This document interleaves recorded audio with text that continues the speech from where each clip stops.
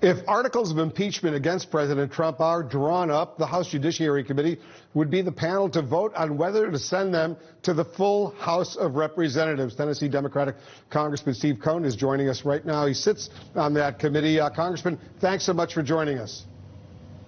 Good to be with you, Wolf. So what are the next steps for you and your colleagues on the Judiciary Committee before that potential historic vote? Well, it's all kind of being played by ear, and right now Intel's going to take the primary spot, and during the break they're going to be meeting and trying to get witnesses before them and having some hearings and everything that they can do. And Adam Schiff's a great chairman, and it's a good committee that hears classified material, which some of this will be, and that's important.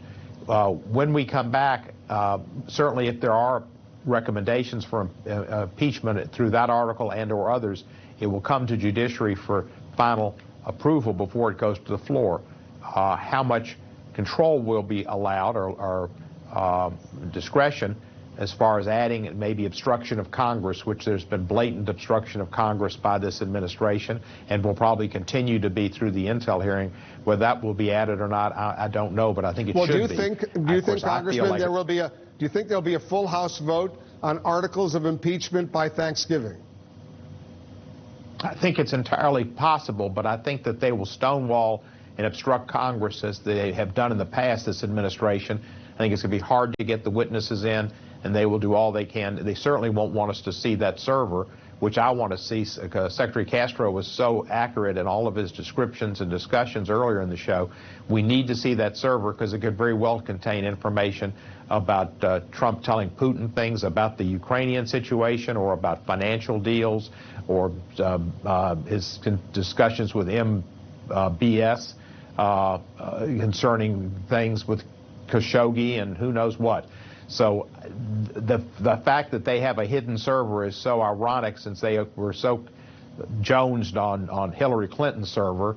And this is in the White House, but it's in an unusual capacity because it was supposed to be only used for classified material of the highest, utmost classified setting. And none of this was classified that we saw in the discussion with the Ukraine president. It was hello, congratulations, and give me some dirt. Speaking of witnesses, Congressman, who are you most interested in seeing testify and why? Well, obviously, you'd like the whistleblower to come forward and testify. That would be important. Next to that, I think Volker, who's highly respected and did not like what he was doing. I've just heard through some third parties that he might be an outstanding witness. Well, he's going to be testifying. He's going to be testifying this coming Thursday. In foreign relations, I believe, foreign affairs, and that he'll be an outstanding witness. And you don't know who else could surface. I mean, this could be. People have said that this is a smoking gun. It could be an arsenal. There could be so much there with people falling off of the ship and saying, finally, I've had enough of this. When our foreign policy is controlled by threats and illegal subversions of our Constitution, of our policies to try to get political dirt on an opponent, that's illegal. And if Trump didn't learn that from the Mueller report, if he didn't learn it, I mean, he went through a whole bunch of surahs coming up to this, worried about what it's going to show and no collusion. But he knew what it was about. It was about whether he conspired and worked with the Russians, and it was illegal to take information from the Russians. He shouldn't have solicited it. It looked bad. Then he has George Stephanopoulos and basically tell him, don't do this. And he says, I would take foreign information again. He doesn't learn. He can't learn. That's something that will lead America into great problems in the future. And if the five women, I love that program.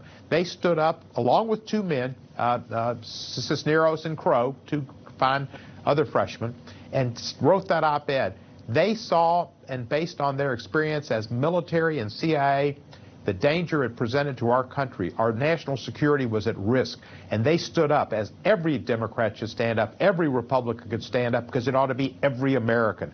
And it's going to come time for the Republicans to have a reckoning with their oath of office and their duty and what they are there for, if it's just securing their own position in re-election or if it's standing up for the Constitution and the protection of our country. Congressman Cohen, I want to read to you part of a tweet from this morning. This from the President of the United States. He used the label, do-nothing Democrat savages. This is where he said, can you imagine if these do-nothing Democrat savages, people like Nadler, Schiff, AOC +3, and many more. Then he goes on. But he refers to these members of Congress as savages. I want your reaction to that. The man knows nothing better than name-calling. He name-calls everybody that he doesn't like. He's lying about Joe Biden, and he's lying about Hunter Biden. He's changed his story several times. Using derogatory terms is the last resort of an individual who doesn't have the truth on their side. But the man wouldn't know the truth if it smacked him in the face. So calling us savages is despicable and wrong. We are Americans and Congress people, and he ought to respect that. And then he throws the squad in there.